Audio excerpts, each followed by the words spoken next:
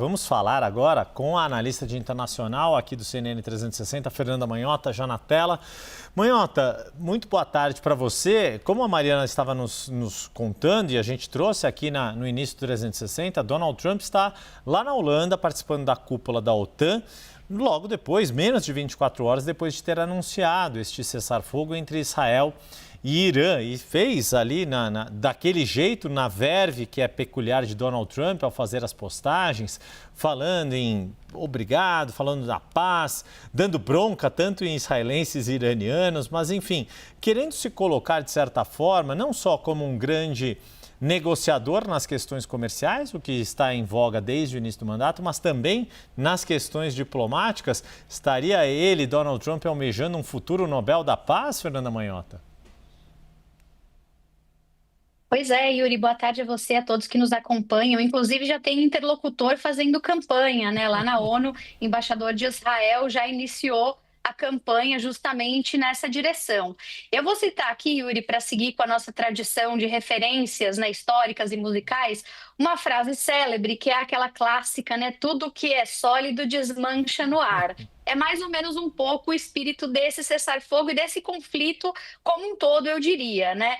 A gente está falando de um conflito absolutamente complexo, de raízes históricas profundas, que tem questões estruturais não resolvidas ainda e que, evidentemente, estão sendo tratados por um intermediador que é Donald Trump, que tem a tendência a simplificar coisas complexas, né? Então, é claro que ele vai, nesse momento do cessar-fogo, capitalizar a vitória almejada, inclusive porque dentro da história da carreira política de Donald Trump, da carreira empresarial, ele sempre se colocou como esse hábil negociador, é parte, né, dessa construção da identidade de Donald Trump. Agora, eu diria que isso é muito mais um movimento simbólico, né, com apelo midiático, do que efetivamente uma conquista substancial. A gente não tem muita clareza, né, de quanto tempo esse cessar-fogo vai durar, de quais foram os termos acordados, de qual é o nível de compromisso e de adesão das partes, inclusive porque qualquer construção de paz demanda credibilidade e confiança, coisa que não existe nesse momento ainda e está longe de aparentemente ser construído entre Irã e Israel. Então, dá para dizer que a gente alcançou uma pausa, mas uma pausa absolutamente frágil, absolutamente frágil.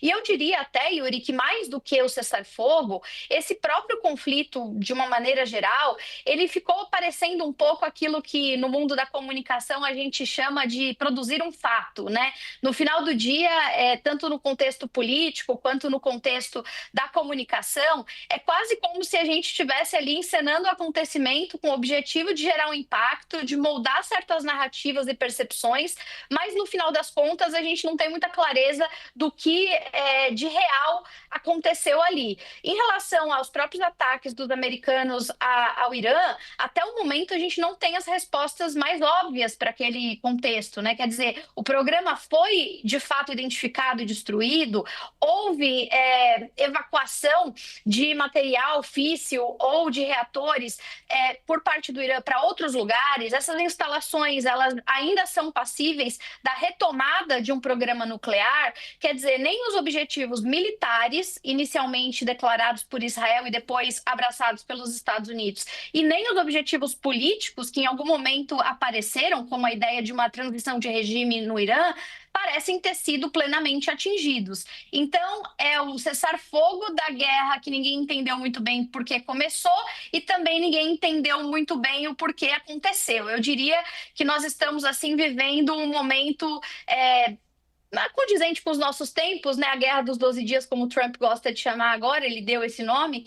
Então, a Guerra dos 12 Dias é como nossos tempos, uma guerra distópica. Ninguém entendeu como começou, ninguém entendeu por que continuou e também ninguém entendeu da onde saiu esse cessar-fogo, que a gente sabe, a única garantia que temos é que ele é absolutamente forjado, ele é frágil, como tudo que não enfrenta os seus demônios mais profundos.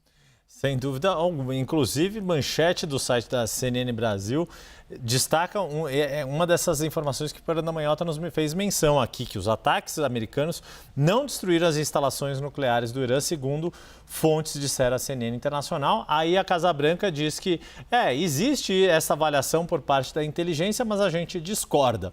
Então, discorda, não tem muito o que se fazer neste momento, aguardar os fatos, porque afinal de contas, fatos são fatos. Obrigado, Fernanda Manhota.